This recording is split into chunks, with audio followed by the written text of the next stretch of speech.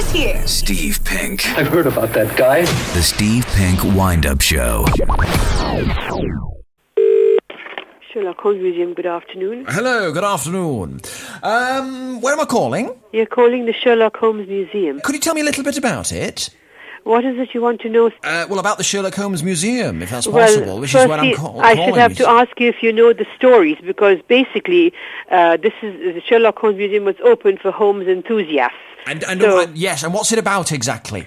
It's about reconstruction of the rooms exactly as described by Conan Doyle in the stories. Right, who's Conan Doyle?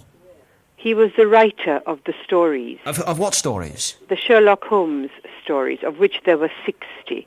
Who's Sherlock Holmes? Sherlock Holmes was a fictional detective who was invented by Conan Doyle in the late 1800s. Right.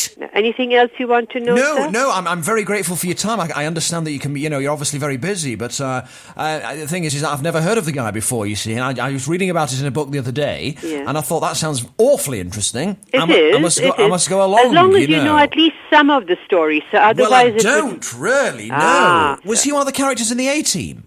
In the 80s. 80s. Oh, in the 80s, right. Yes. Right. Okay, then.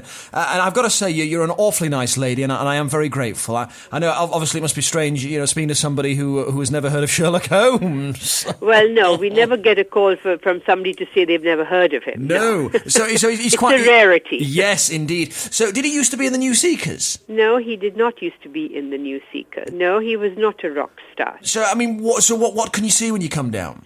His house. Exactly as the rooms were described by the writer, Conan Doyle. Right. There is an entry fee of £5. Worth every penny, no doubt. Yes, well, so everybody tells us. Yes. And it does help to know the story. So we usually suggest to the visitors read some of the stories before coming, otherwise it's meaningless. And what was Sherlock Holmes? He was a consulting detective. In the stories, Sherlock Holmes used to help Scotland Yard unravel murder mysteries or people who would cause murder and mayhem. What, a bit like Columbo does? Oh, much better, much cleverer than that. What would you compare him with, with Nobody, sir. He's unique. Oh, he's unique? Yes.